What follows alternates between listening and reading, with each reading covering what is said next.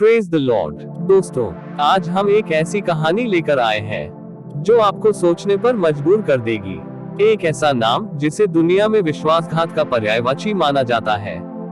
जी हाँ, हम बात कर रहे हैं यीशु मसीह के 12 शिष्यों में से एक यहूदा इस्करियोती की। क्या वो सिर्फ एक धोखेबाज था, या उसकी कहानी में कुछ और भी छिपा कोई राज था? कौन था यहूदा इस्करियोती? एक सवाल, कई जवाब। दोस्तों, यीशु के 12 शिष्यों में से एक यहूदा इस्करियोती बाकी शिष्यों से थोड़ा अलग था। उसका नाम इस्करियोती कहां से आया, इस पर भी कई मतभेद हैं। कुछ कहते हैं कि यह उसके जन्मस्थान करथोत से जुड़ा है, जबकि कुछ मानते हैं कि यह सिकारी शब्द से आया है, जिसका अर्थ है चाकू चलाने वाला या आतंकवादी। ये शब्द ही उसके व्यक्तित्व में कुछ अजीबोगरीब बातें जोड़ते हैं। ये भी कहा जाता है कि यहूदा बाकी शिष्यों में सबसे ज्यादा पढ़ा लिखा और चालाक था। उसे शिष्यों के पैसों का हिसाब किताब रखने का काम दिया गया था। अब यहीं से कहानी में पहला मोड़ आता है। कुछ लोग कहते हैं कि वह पैसों का लालची था और चोरी भी करता था। लेकिन क्या सिर्फ यही सच था? कल्पना कीजिए, यीशु मसीह के साथ यहूदा हर पल रहता था। उसने उनके चमत्कार देखे, उनके उपदेश सुने और उनके साथ भोजन भी किया। उसने उनके प्यार और करुणा को महसूस किया होगा। वो भी तो बाकियों की तरह यीशु का शिष्य था। क्या कोई ऐसा व्यक्ति जो इतने करीब से ईश्वर के पुत्र को जानता हो, सिर्फ 30 चांदी के सिक्कों के लिए धोखा दे सकता है?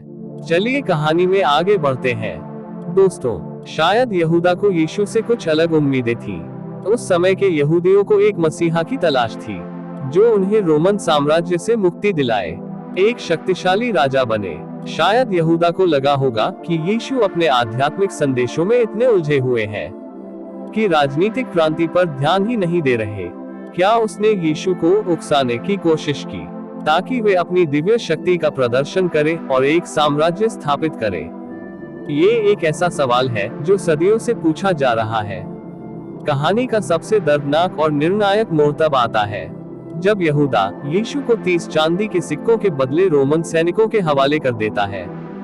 गेत्सेमानी के बाग में यहूदा ने यीशु को एक चुंबन देकर पहचान करवाई। एक शिष्य का अपने गुरु को दिया गया विश्वासघात का चुंबन। सोचिए, उस पल यीशु पर क्या बीती होगी और यहूदा के मन में क्या चल रहा होगा। क्या यह सिर्फ यहूदा इस्करियोती का लालच था, या यहूदा को लगा कि वो यीशु को अपनी शक्ति दिखाने के लिए मजबूर कर रहा है? या फिर सबसे चौंकाने वाला विचार, क्या यहूदा सिर्फ नियति का एक प्यादा था? बाइबल में कई जगह भविष्यवाणी की गई थी कि यीशु को एक शिष्य द्वारा धोखा दिया जाएगा। क्या यहूदा सिर्फ उस भविष्यवाणी को पूरा कर रहा था? क्या उसे महान योजना का हिस्सा बनने के लिए चुना गया था? ये विचार हमें अंदर तक झकझोर देता है। जब यीशु को सूली पर चढ़ाया गया, और यहीं पर यहूदा की कहानी एक और दुखद मोड़ लेती है। जब उसे एहसास हुआ कि उसने क्या कर दिया है, तो वह गहरे पश्चाताप में डूब गया। उसने उन 30 चांदी के सिक्कों को वापस लौटाने की कोशिश की, लेकिन किसी ने उन्हें स्वीकार नहीं किया।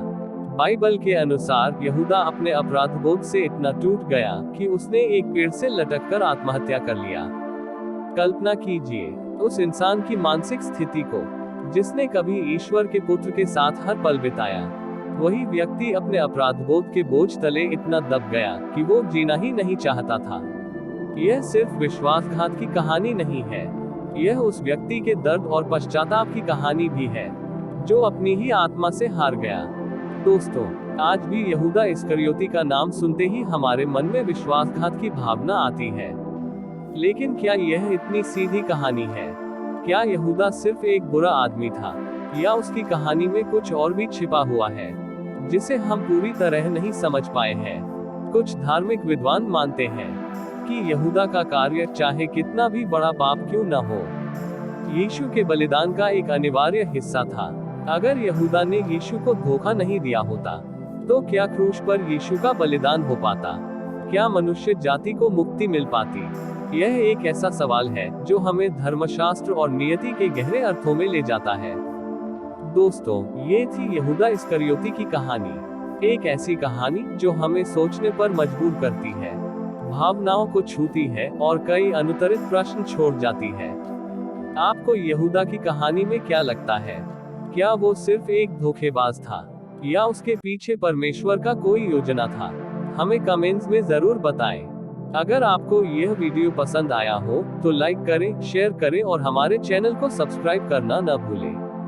प्रभु आपको आशीष दे। आमीन।